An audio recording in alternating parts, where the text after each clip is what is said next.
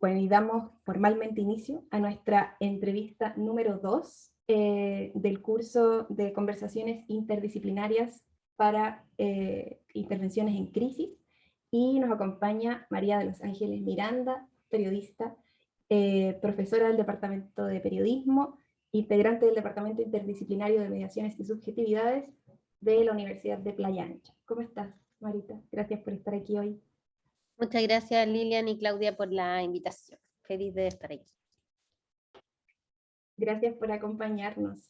Durante esta jornada queremos conversar un poco sobre las narrativas respecto al COVID-19 presentes en los medios de comunicación.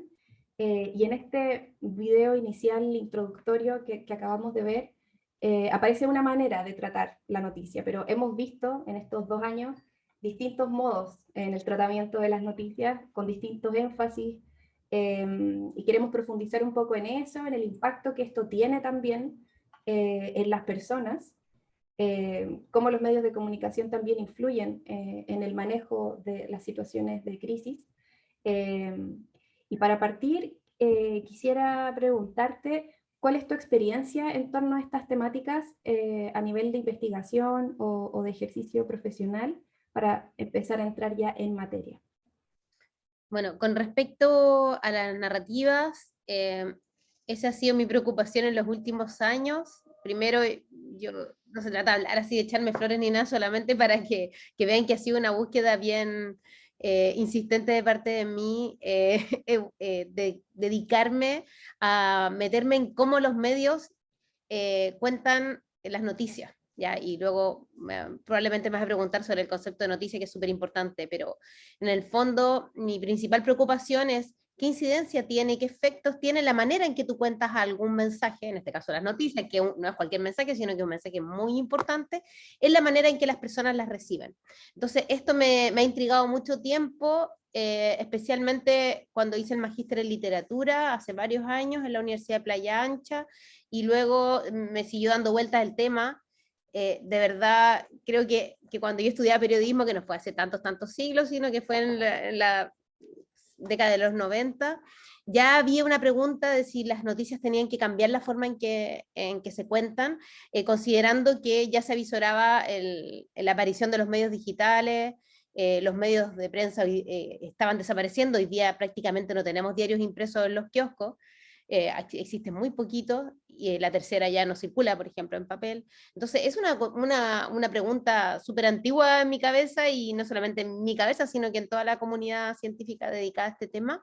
Entonces, a partir de eso, el año 2011 yo ingresé a hacer mi doctorado en Ciencias Sociales en la Universidad Nacional de Cuyo, en Argentina, y ahí justamente el tema fue esto, las narrativas de las noticias, es decir, cómo nos cuentan el mundo los periodistas usando esa tremenda función que le asigna a la sociedad, que es ser uno de las instituciones que tiene un rol privilegiado en la construcción de la realidad social, que es un concepto también muy interesante. Entonces, es un tema que me interesa mucho, y de hecho, actualmente, el año pasado me adjudiqué un proyecto Fondesit, que se trata justamente de las narrativas, de las noticias, específicamente en el entorno digital y específicamente en medio de la pandemia, para ver si este temor que tenemos, esta incertidumbre que tenemos, afecta en algo o no la manera en que contamos el mundo como periodistas.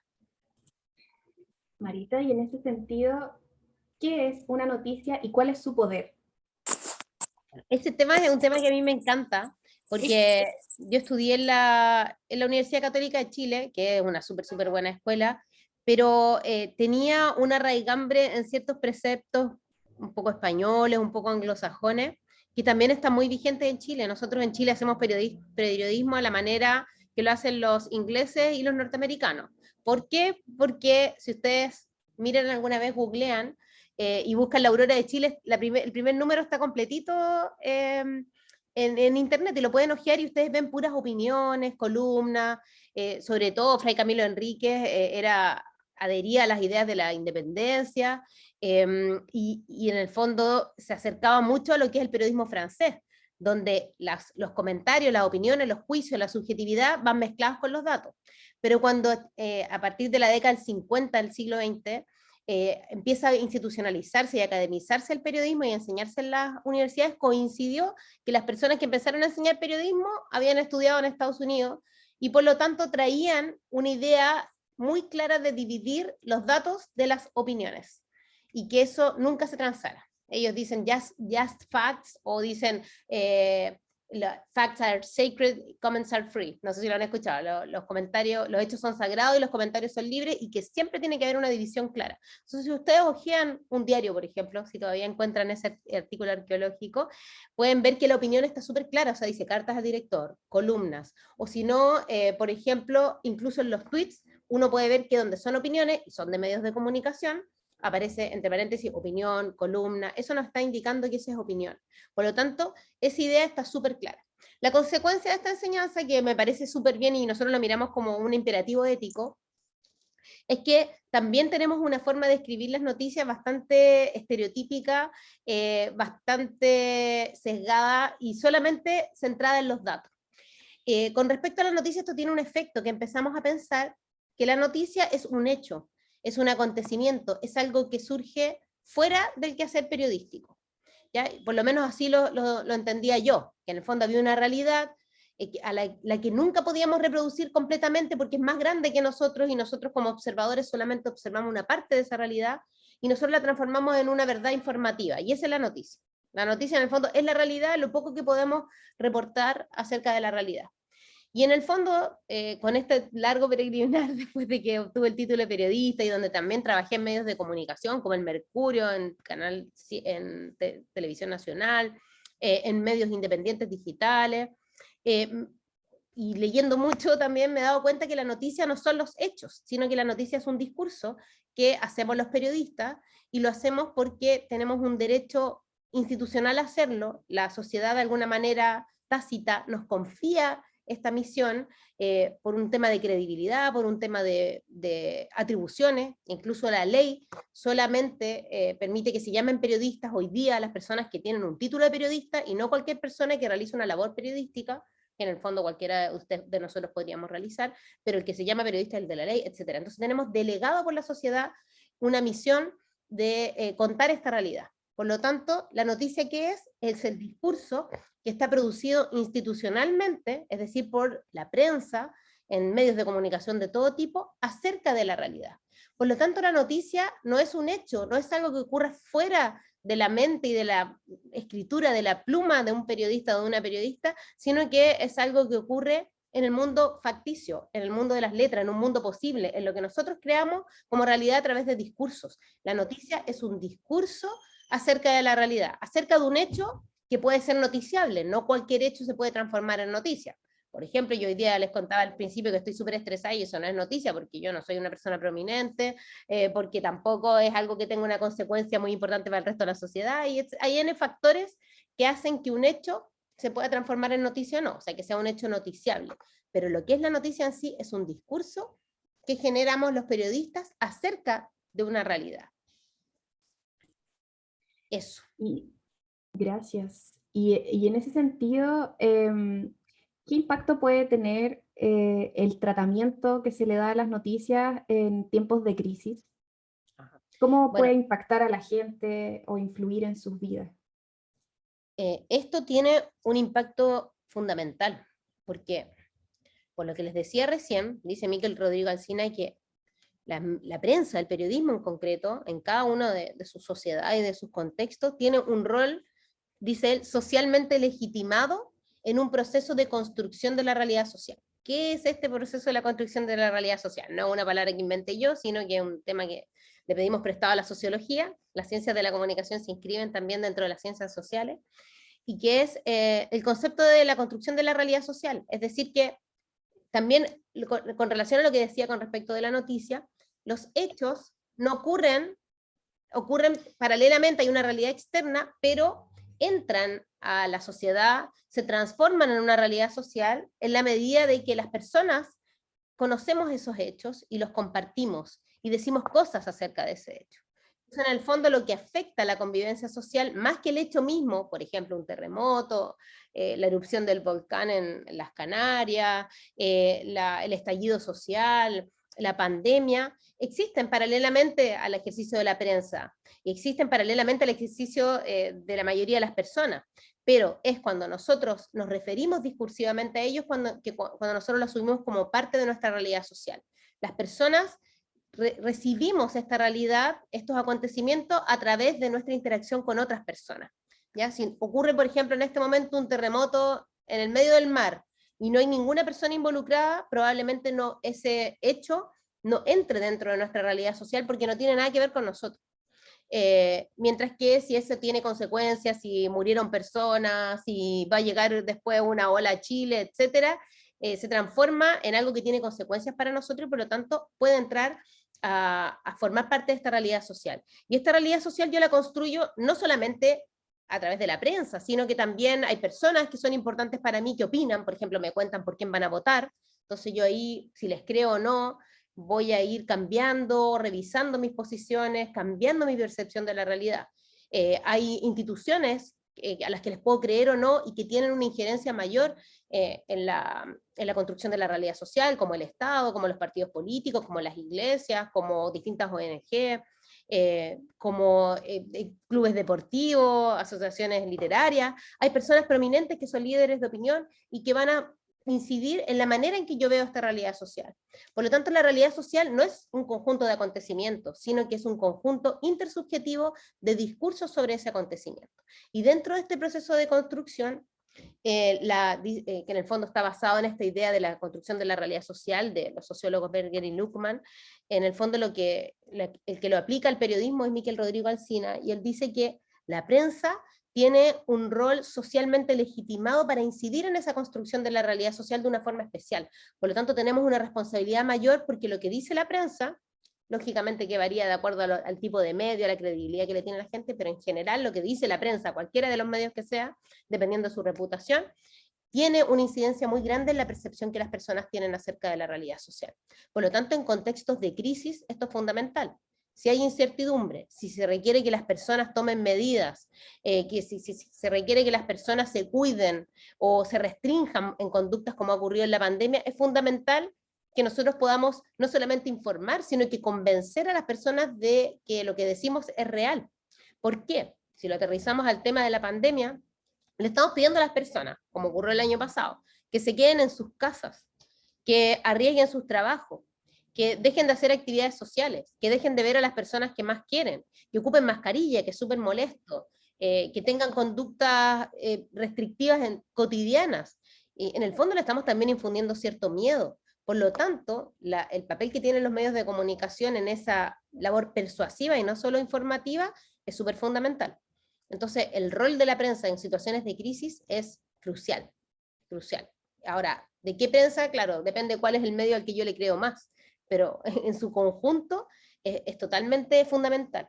Sobre todo también porque la pandemia creo que hizo realidad un experimento social. No sé si se acuerdan cuando recién empezó Internet, bueno, quizás no se acuerdan, no habían nacido. Había muchos experimentos que mostraban cómo Internet se estaba transformando en una herramienta cotidiana y hacían cosas piloto como reality en que las personas tenían que vivir en una casa y tenían que hacer todo a través de Internet, desde comprar las cosas del supermercado hasta trabajar, obtener dinero, relacionarse con los demás, estar informados, etc. Eso, de alguna forma, obligó, la gran parte de la población mundial estuvo obligada a hacer ese experimento por la fuerza, por el miedo, por la información que llegaba acerca de la pandemia. Por lo tanto, es como un gran experimento social a nivel global o prácticamente global al que nos obligó la pandemia. Por lo tanto, para que las personas accedieran a cumplir eso, realmente tendrían que estar convencidas de los riesgos, de que los riesgos se mantienen, y además de que si no se cumplían estas medidas quizá iban a tener cierta represión del Estado o ciertas medidas para evitar que ellos incumplieran estas medidas que a lo mejor les podrían parecer injustas, arbitrarias, molestas, sacrificadas, como a todos nos parecieron en su momento. Y en relación a la pandemia propiamente tal y a tu experiencia hasta el momento en el Fondesit, ¿qué realidad se construye? ¿Cuáles son esos esos modos de contar que has ido descubriendo? A ver, primero, esto es súper fresco porque de hecho ahora estoy escribiendo todas estas cosas que he empezado a descubrir, en el fondo a tomar cuenta después de todos estos meses de investigación. Y en primer lugar, hay mucha más información que antes. O sea, en las plataformas, lo que se llaman los medios sociales, las personas están participando mucho más. Los medios sociales son lo que nosotros llamamos normalmente redes sociales, pero también actúan como medios porque son de forma inédita los primeros medios de comunicación que son abiertos a la participación discursiva de todas las personas. Ya pensemos, si nosotros vamos a los medios más antiguos, que es en el fondo la prensa, como soporte, la escritura y luego la prensa, que se posibilita a partir de la imprenta, pero antes circulaban ciertos manuscritos, etcétera, y siempre eran cosas de muy difícil difusión, muy caras. ¿Para qué decir cuando apareció la radio? Hoy día para tener una radio no digital, una radio analógica, se necesita un permiso de la Subtel, se necesita una evaluación tecnológica, una serie de inversiones. ¿Para qué decir la televisión? La televisión abierta, para tener un canal de televisión abierta, es algo carísimo, muy difícil de obtener. Entonces, los medios digitales, en primer lugar, nos abren la posibilidad de transformarse en medios sociales. A partir de la web 2.0, las personas no solamente consumen información a lo que estábamos acostumbrados de forma milenaria, sino que creamos información que se puede compartir con otros. Eso es algo nuevo y revolucionario, ¿ya? Y tiene 20 años, ¿ya? Es algo súper, súper reciente. Recién nos estamos acostumbrando, 20, 15 años, a ser prosumidores, como se llama en jerga popular, o sea, que consumir información y además a producirla. De hecho, la tendencia, aunque ustedes no lo crean, en casi todas las plataformas es más a consumir que a crear. Por ejemplo, en YouTube, yo creo que todas las personas teniendo una cuenta de Gmail tienen la posibilidad de tener un canal de YouTube, pero la mayoría de las personas, la gran mayoría de las personas solamente consumen contenido y no los crean. ¿Para qué decir en TikTok, aunque sean videos más cortos, con miles de herramientas de ayuda? Nadie quiere exponerse tan fácilmente, o muy pocas personas quieren exponerse. O sea, la gente que es TikToker, créanme que es una ultra, ultra minoría. ¿Ya? Entonces, a pesar de que tenemos esta posibilidad de compartir, muy poquitas personas crean información porque demanda tiempo, demanda compromiso, demanda lo que se llama esfuerzo creativo. Y además, sobre todo esta apertura de exponerme a mí mismo al arbitrio de otros, que es algo que la persona común, que no es periodista, que no es un profesional de las comunicaciones, no está acostumbrada, no sabe enfrentar fácilmente porque resulta complejo. A pesar de que para todos podemos comunicar, la comunicación social requiere ciertas habilidades y también cierta entereza cuando uno recibe críticas, porque así como subimos cosas, también los contenidos permiten tener reacciones que pueden ser muy contrarias y bastante dañinas y agresivas hacia las personas que generan contenido. Entonces, dado ese marco, es interesante, vuelvo a decir, que ha habido más generación de contenidos en torno a la pandemia que lo que había antes. Que yo el año 2014 tengo los datos de mi tesis doctoral y hay un aumento de la generación de discursos acerca de este tema. Eso es lo primero. Lo segundo es que dentro de las mediciones que yo hago, me interesa mucho las reacciones discursivas de las personas, es decir, las personas no medios de comunicación, no periodistas, porque lógicamente, si estamos hablando de plataformas que son medios sociales, no basta con entregar los datos como lo entregaríamos en un diario que lo tiramos en el patio de una casa y que no nos importa la reacción que la persona tuvo, si estuvo de acuerdo, si no estuvo de acuerdo, si opinó a favor o en contra, sino que tiene su razón de ser si las personas contestan, si las personas generan un discurso a través de eso. Y eso es lo que yo le llamo seminalidad. ¿Y en qué consiste la seminalidad? Es una medición que considera distintos tipos de participación discursiva, desde la menos comprometida hasta la más comprometida. Y eso depende de qué plataforma se trate. Por ejemplo, en Twitter, que es donde estuve trabajando este año, la menos comprometida es poner me gusta, que antes en Twitter se llamaba favorito. ¿Ya? Y uno pone me gusta, y me gusta es menos comprometido que el antiguo favorito, porque ni siquiera queda en una lista, sino que yo pongo me gusta y queda como un número nomás.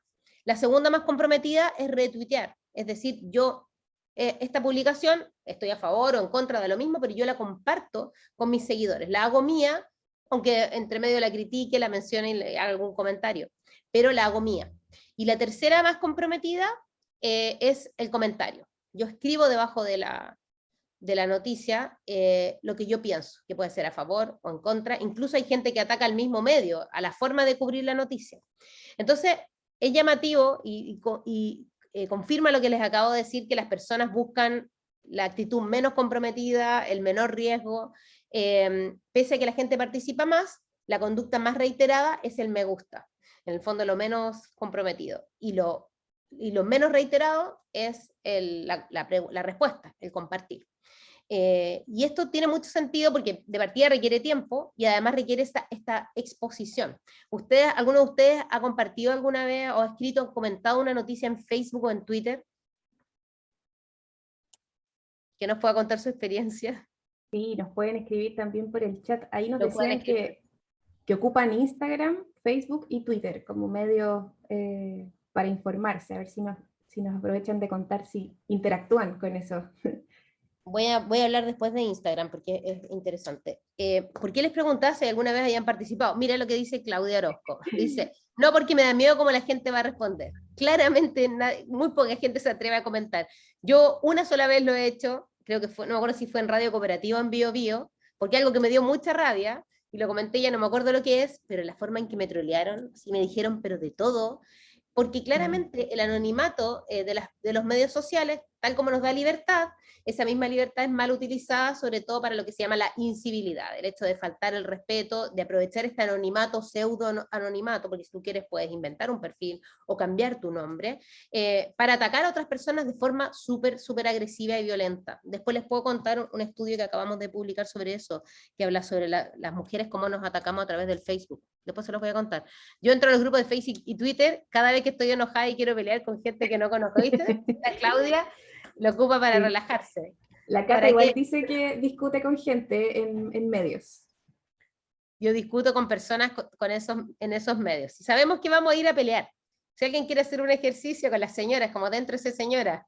Dice la Cata Brito, ¿para qué decir de las ferias de las pulgas? Que de repente en la feria de las pulgas la gente pone ahí un comentario, o sea, una noticia que no tiene que ver con vender algo y quedan embarrados. O los grupos de vecinos. Claramente, ¿para qué decir los grupos de WhatsApp? Que eso es muy lamentable porque además nos conocemos, en cambio pelear con gente desconocida es menor. Entonces, claramente uno no se quiere exponer. De hecho, la mayoría de las personas o no opina, o si no, si quiere entretenerse, lee las opiniones, porque a veces da risa las opiniones de la gente, las tallas, los ataques a las personas que están dentro de las noticias. Acuérdenme al final de contarles lo de las mujeres que nos peleamos en Facebook. Entonces, claramente en el contexto de la pandemia la gente participa más, pero evita este conflicto, evita este riesgo, esta apertura, esta exposición que requiere las respuestas. Otra cosa también en cuanto a las narrativas en sí, es que los medios, sobre todo, han optado por lo más tradicional. O sea, yo les contaba al principio que nosotros en Chile seguimos la tradición anglosajona, los comentarios lejos, y los datos acá, eso se sigue aplicando. Cualquiera podríamos pensar, y es lo que pensaba yo, que en un medio digital teníamos que escribir de otra manera, y que no era suficiente con poner los datos, qué pasó, nosotros le llamamos las 6W, a lo mejor ustedes se las pasaron en el qué, cómo, cuándo, dónde, por qué, quién, etcétera, las 6W. Y de Eso es hecho, lo que a más. mí me enseñaron que las noticias eran objetivas en el colegio. Eso me decía mi profesor. Eso es un súper punto, porque en el fondo la idea es que nosotros tengamos que tener un compromiso con la veracidad. En el fondo uno reportea algo, uno entrevista a alguien, uno observa cosas y uno tiene que ser fiel a lo que observó en el momento de darlo a conocer. Pero así todo, uno no puede decir que uno es objetivo, porque uno es un sujeto que está hablando de un acontecimiento. Recordemos que la noticia es un discurso, y al pasar por el sujeto, necesariamente toma ciertas marcas, aunque nosotros no queramos. Es como que nosotros quisiéramos pasar por la arena y no quisiéramos dejar huellas. El periodista le enseñaron que tenía que ser aséptico, que no dejar ninguna huella en el momento que cuenta la noticia, pero resulta que él es el que arma la noticia, él elige a quién entrevistar, él elige qué sitios visitar para cubrir ese tema, él elige por qué comenzar. Por lo tanto, es imposible, por mucho que uno quiera, contar una noticia de forma objetiva. Necesariamente el narrador el periodista se transforma en un narrador que organiza el discurso, y por eso le da una forma a esa realidad, que es una realidad finalmente discursiva, no es la realidad. Yo no la estoy mirando, yo estoy escuchando como alguien me habla sobre esa realidad. Por lo tanto, por mucho que nosotros tratemos de tener ese compromiso con la veracidad, no podemos ser objetivos. Tenemos que tomar conciencia de esa subjetividad y también darnos cuenta también de la importancia de la forma en que estamos contando. Y eso también fue un hallazgo, o sea, los periodistas se siguen tomando de lo que llama Gabe Tuckman el ritual de la objetividad. Ella dice, los periodistas tenemos ciertas como especie de cábalas para asegurarnos de parecer objetivos.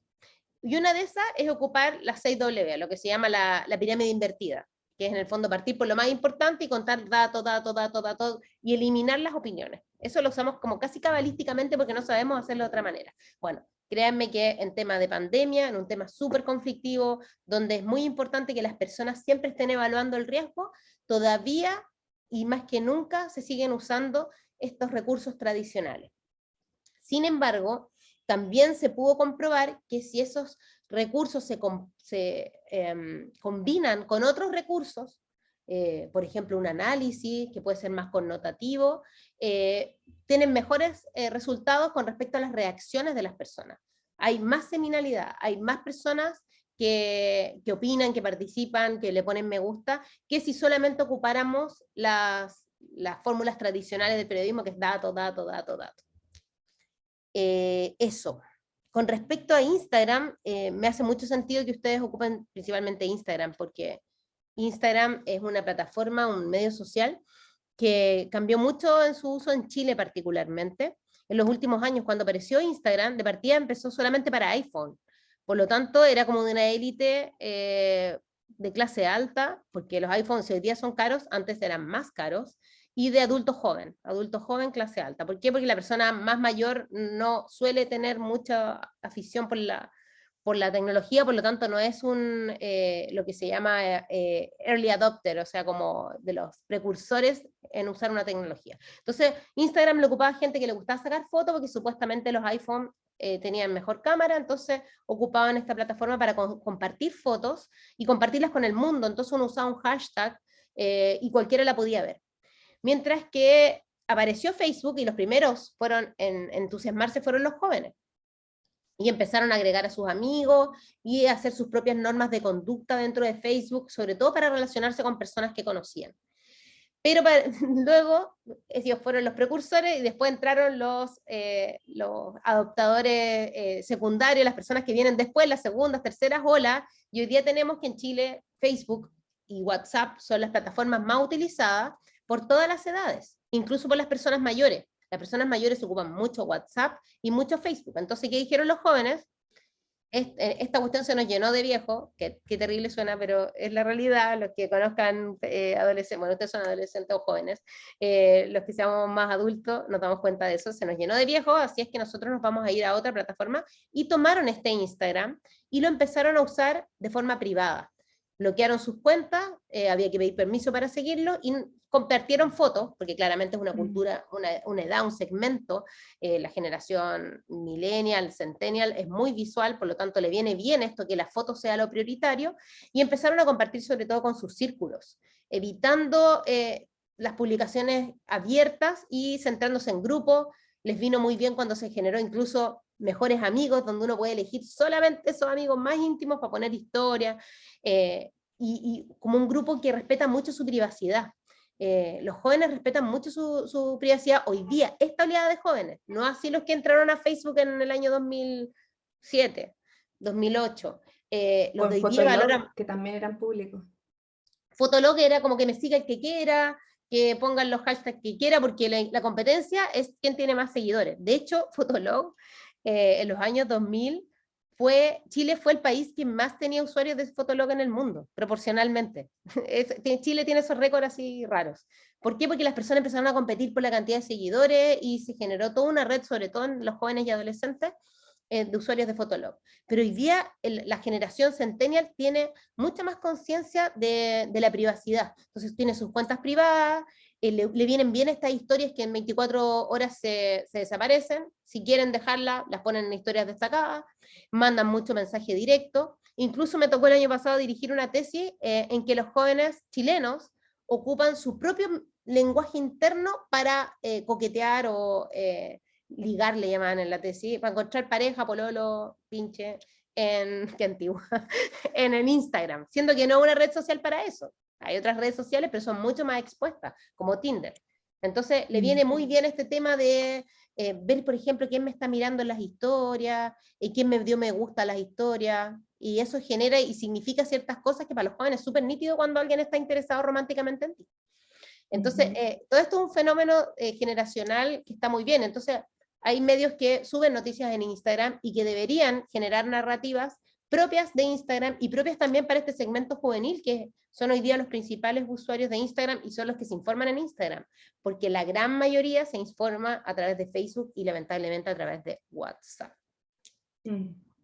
Y a propósito de este fenómeno como de pérdida de la legitimidad de los medios de comunicación tradicionales, todos estos rayados, ¿cierto?, que aparecieron con mucha fuerza en 2019, la tele miente, las críticas a los medios escritos más hegemónicos, el Mercurio miente, no sé, etcétera, como que se revive un poco esa consigna.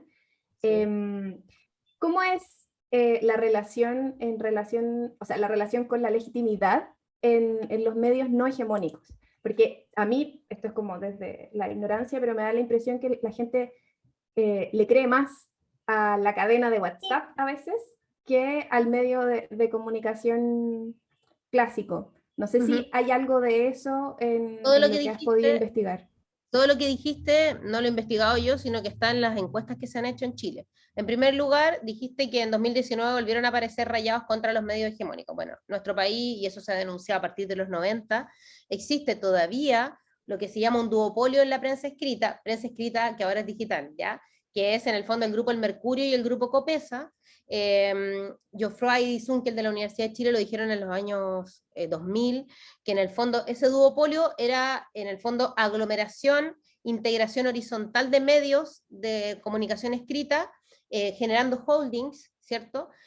A veces también integración vertical, porque además a veces eran dueños de las papeleras, de las imprentas, de la distribución, etc. Y lo grave no es solamente que la falta de pluralismo para elegir medios, sino que además esos medios coincidían con ciertos grupos de partidos políticos de derecha que tenían, en el fondo lo sintetizan así esos autores, un gran conservadurismo en lo moral y un gran liberalismo en lo económico. O sea, en el fondo esas dos miradas eran las que estaban sobre representadas en el universo de medios de comunicación tradicionales, por lo menos en la prensa escrita.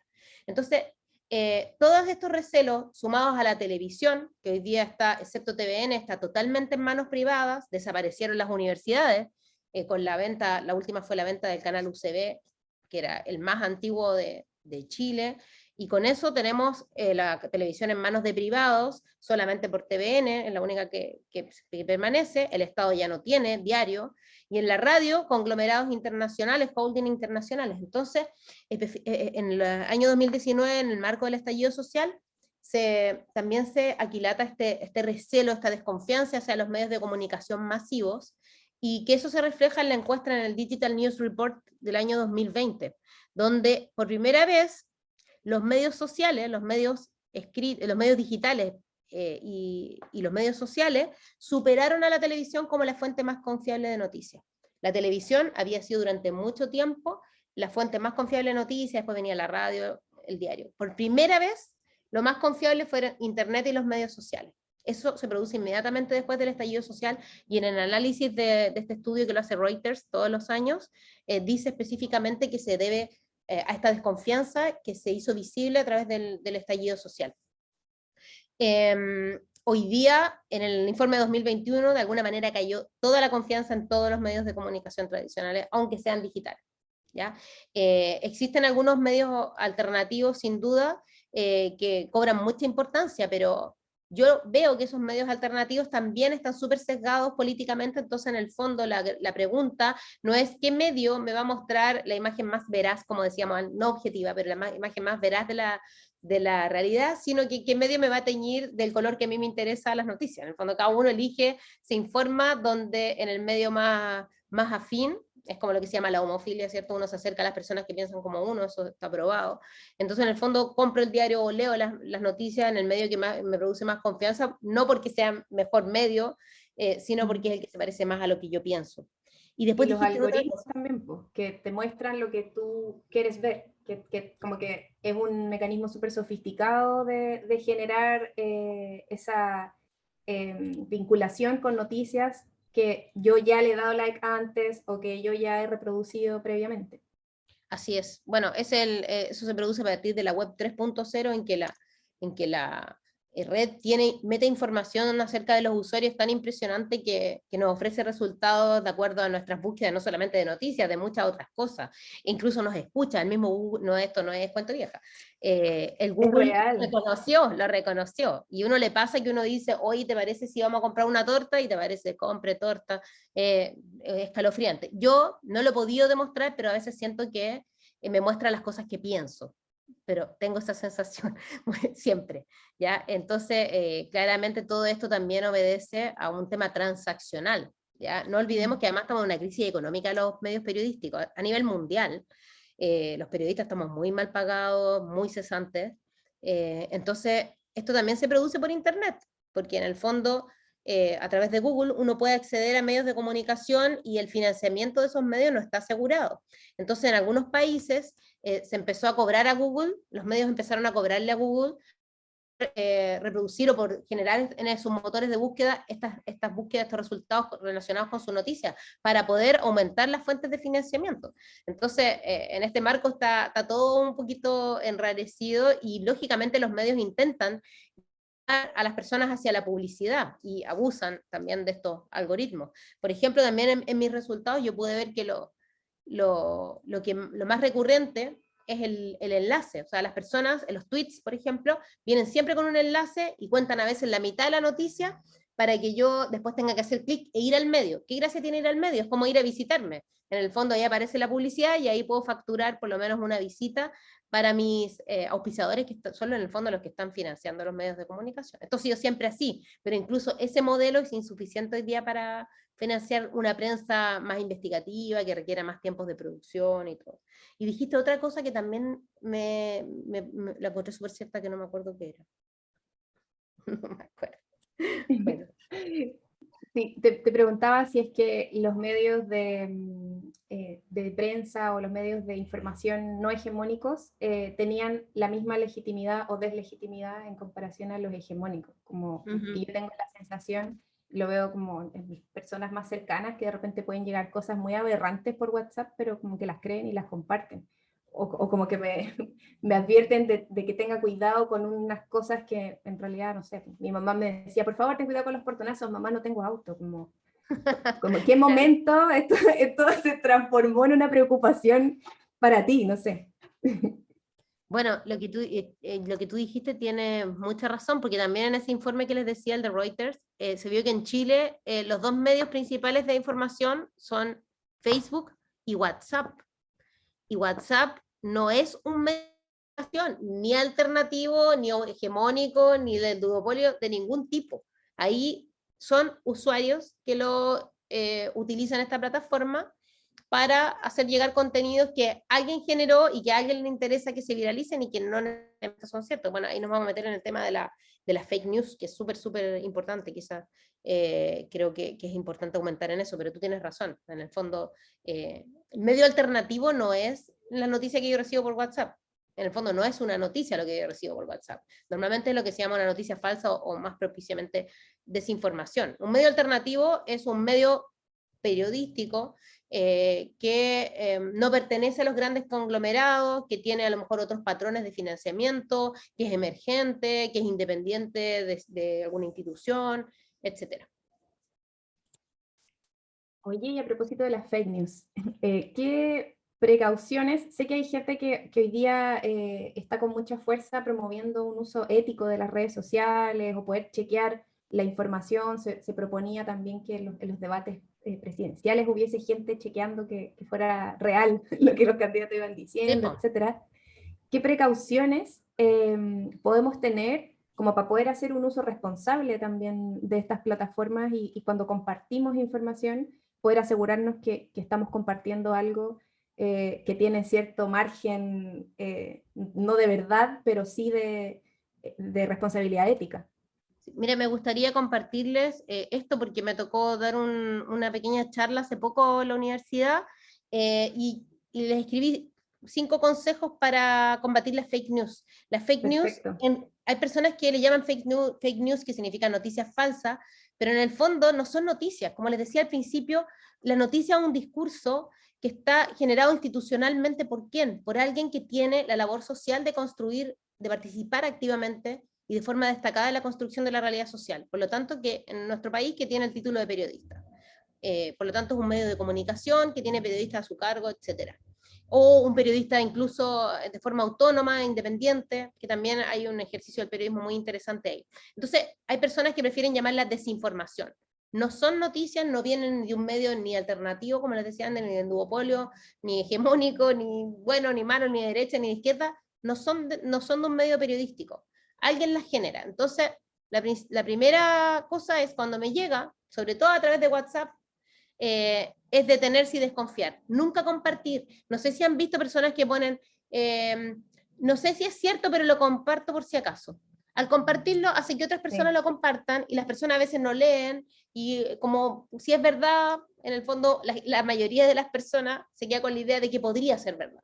Y ya está generando que dentro de su percepción de la realidad social esté un elemento que probablemente no es cierto. Segundo, es mirar con detención esas noticias porque siempre hay errores y ciertas pistas que nos pueden permitir asegurarnos de que es una noticia falsa. No significa que la persona que escribe el periodista nunca cometa un error de ortografía ni que se comió una palabra. Uf, eso pasa todos los días, pero es menos frecuente que en una publicación. Entonces, por ejemplo, si nosotros miramos, nos llega esto, ahora el WhatsApp, justamente por esto mismo, tiene esta flechita que dice reenviado muchas veces. Significa que ya se viralizó, y al ser viral, generalmente algo sensacionalista que no está legitimado por ningún medio periodístico. ¿Ya? Entonces, eso es algo que ya nos está dando una pista. Por ejemplo, faltas de ortografía o errores gramaticales. Solicitudes para que abran un enlace o activen nuevas funciones a través de uno. Fíjense cuando les mandan un enlace, la primera parte del enlace, antes del primer punto, que normalmente es www, ¿están viendo la presentación? Sí, sí se ve. Ya.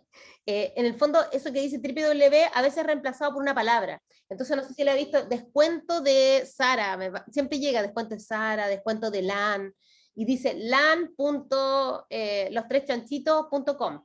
En el fondo, eso es una carpeta dentro de un archivo, no es la dirección de LAN.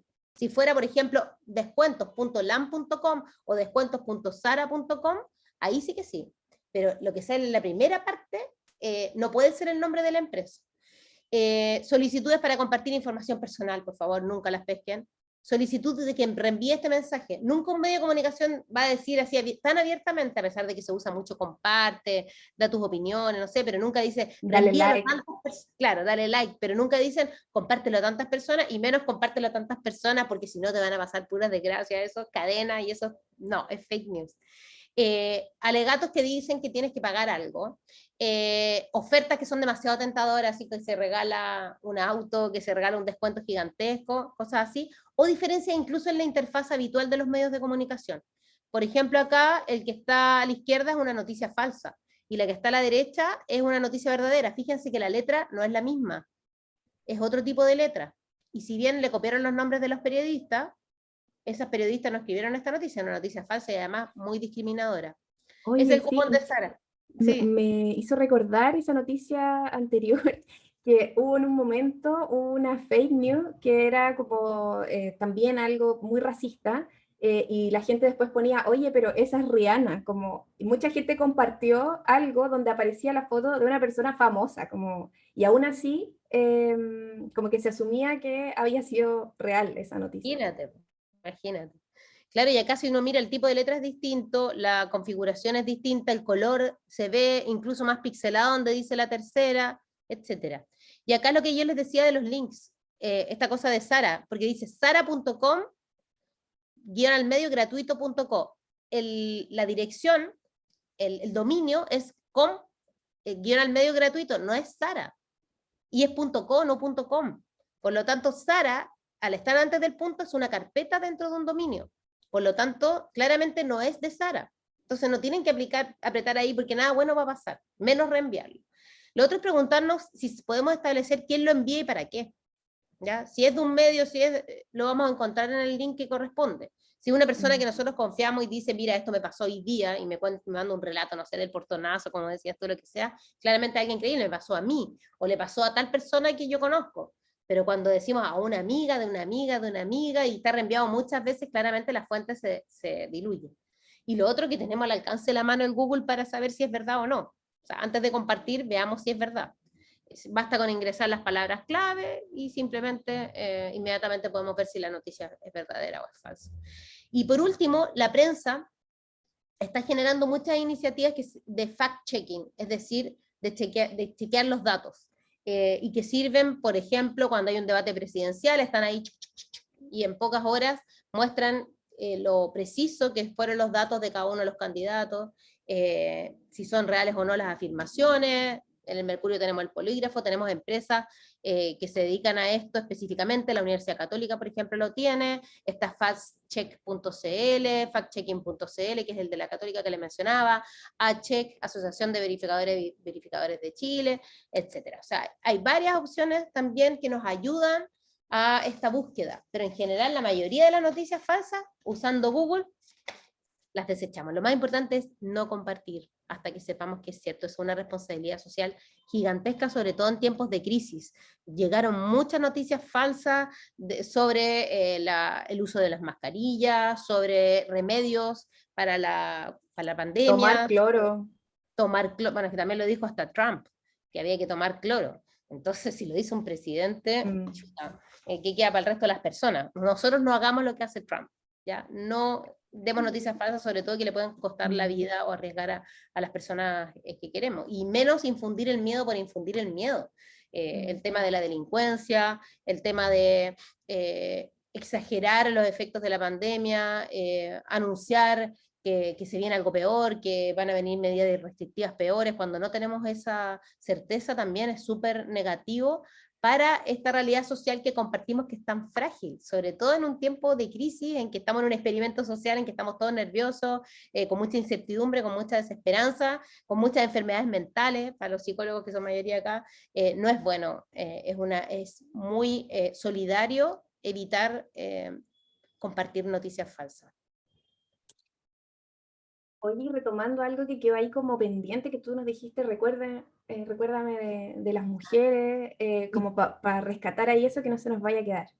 Sí, no tiene que ver directamente con la pandemia, a pesar de que lo hicimos durante la pandemia, con María Fernanda Gudelo, que es la directora de fonoaudiología de la UPLA. Estamos en un proyecto de investigación juntas, y nosotros nos dedicamos a analizar las conversaciones que se daban en noticias, en los medios más importantes, más recurridos de Chile, en Facebook. Y elegimos todas las noticias que tuvieran que ver con mujeres, ya sea que mujeres hablaban, que mujeres eran fuentes, que mujeres eran víctimas, que mujeres eran protagonistas de la noticia, que aparecieran las mujeres de alguna forma en la noticia. Y en esas noticias empezamos a mirar todos los comentarios que hacían las mujeres. Y nos dimos cuenta que un cuarto de esos comentarios de mujeres acerca de mujeres eran agresiones, ya sea micro o macro agresiones de género, ya, de distinto tipo. Que podían afectar a las mujeres que están dentro de la noticia y también a mujeres que están opinando. O sea, también dentro de las comentaristas se recibían y se entregaban agresiones de todo tipo. Agresiones no principalmente hacia la apariencia, que igual se dieron, sino que sobre todo agresiones hacia lo que significa ser mujer, hacia la persona de la mujer. Y lo más grave, que me llamó mucho la atención, es que en las noticias donde las mujeres eran víctimas de algún delito, a las mujeres víctimas se las culpaba éticamente de su propio infortunio y de haber sido víctimas. ¿Por qué no se cuidaron? ¿Por qué se dejaron engañar? ¿Por qué andan tan provocativas? Eso les ¿Qué pasa por andaba andar haciendo esa tarde. hora? Y eso lo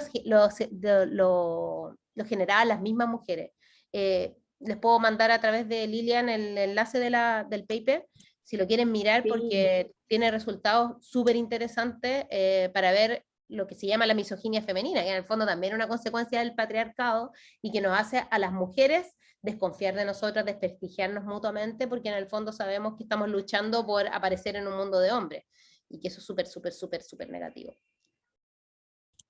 oye, tengo la impresión de que nos dejaste con las antenas así paradas, como muy atentos y muy atentas a lo que pasa en las redes.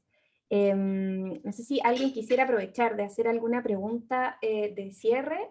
Yo, por mi parte, preguntarte si es que hay alguna orientación para quienes vayan creando contenidos. El trabajo final del curso implica poder crear algún contenido de prevención o de promoción en relación a las intervenciones en tiempos de crisis.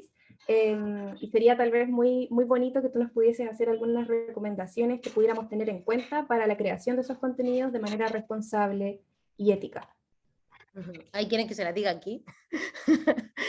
Sí, bueno, Puede quedar pendientes igual algunas, después podemos sí, compartir ahí información. en general buscar fuentes de lo que estamos diciendo. O sea, sobre todo que tenemos al alcance de la mano las herramientas, tenemos que fundamentar cada una de nuestras afirmaciones. No podemos contentarnos tampoco con entregar datos. Depende mucho del contexto igual, pero no basta con decir, mira, hay que hacer esto, esto, otro, sino que es importante también dar un contenido más, si quieren, humano, que tenga cierta connotación, que tenga opinión, si es que se puede, si está bien fundamentada, que tenga expresión, que tenga una invitación a compartir contenido, que es algo propio de lo digital. Y lo otro es también tomar conciencia del medio en que lo están publicando. Si lo publican en las redes sociales, no hay que llenar de texto. Está visto que el texto aguanta hasta un 20%, yo creo que en Instagram es todavía menos. La idea es no atiborrar el soporte de información textual, sino que ocupar mucha imagen. Y como algo súper concreto, yo amo Canva. Me imagino que todos ustedes lo han usado, pero es una plataforma muy limpia. Para las personas que no somos diseñadores, nos otorga, sin Es menospreciar el preciosa. trabajo de los diseñadores, es muy lindo, nos da guías visuales para poder hacer algo armónico, para tener paletas de Sí. colores, y además Tiene podemos hacer, plantilla. claro, hay plantillas que son súper buenas, que no las debemos usar tal como vienen, sino que tenemos que modificarlas y hacerlas nuestras de alguna manera. Y también que exploren en el concepto de infografía, que en el fondo es hacer visual a través de diseño, información que puede ser dura, que puede ser tediosa, que puede ser difícil de entender y que podemos simplificar visualmente a través de gráficos, a través de fotos, a través de diagramas, y que pueden ser incluso animados, pueden ser pequeños videos. Entonces creo que todas esas cosas nos ayudan porque la forma en que estamos entregando el discurso, esta estrategia discursiva, esta narrativa, es crucial para poder generar información que no solamente quede en la persona, sino que la impulse a generar acciones discursivas y de otras en el futuro. No basta con tirar la semilla hacia el lote, sino que la idea es que fructifique en las personas a las que nos refiramos. En el fondo tenemos un objetivo social detrás. Y qué importante también la imagen que acompaña, como que es parte también del discurso. Pensaba, por ejemplo, cuando se ponen imágenes de la familia, si esa familia es una familia blanca heteronormada, o si vamos a presentar una familia diversa. Como que hay muchas decisiones que uno toma más allá de lo que escribimos y cómo lo escribimos. Entonces, como que me parece súper importante también ampliar eso, como tú dices, como explorar también otros lenguajes u otras maneras de narrar, eh, tomando en cuenta el contexto actual. Muchas gracias por acompañarnos hoy día y en el chat fueron escribiendo algunas cositas que voy a compartir. Maximiliano decía que ahora Facebook algunas veces censura ciertas noticias que son falsas y pone un aviso. Renzo dice, me llevo ese consejo, no hagamos lo que dice Trump. Francisca dice, apoyo a Renzo. Siento que pasa mucho eso, a veces me dedico a leer los comentarios y de verdad está lleno de comentarios de mujeres agrediendo a otras. Qué lata. Bueno, importante ahí tener un uso responsable de las redes, tener las antenitas ahí paradas y también cuestionarnos ciertas prácticas, ¿cierto? Renzo pone, esta entrevista es todo lo que está bien, corazón. Lo mejor, dice la Cata a propósito de cuando estábamos hablando de Canva, y la Francisca dice, las recomendaciones acerca de las fake news están súper buenas para compartirlas con otros. Estaría bacán si se pudiera socializar. Muchas gracias por Se las todo, súper mando. buena la entrevistada. Qué bueno, muchas gracias, chiquillos, y espero que les haya servido. Les voy a mandar la presentación que hice de la fake news, que lo hice en la escuela de la UPLA abierta, no sé.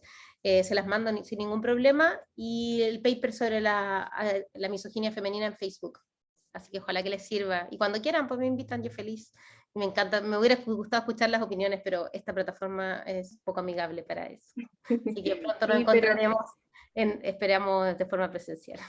pero invitamos a que aprovechen ahí de escribir en el chat todas las muestras de afecto y agradecimiento, sus comentarios, sus reacciones. Están ahí llegando varios. Aparecen por aquí que les gustó mucho la clase, muy educativa, gracias por el espacio. Corazones, gracias, gracias, gracias totales. Hoy se pasaron, gracias. Lo necesitaba porque estoy muy estresada hoy día, así que muchas gracias. Pero ahí Muchas, dicen que ha sido muy interesante. buenísimo. Y que tengan un súper fin de, porque les cuento que estamos El a lunes puertas de fin de es semana. feriado.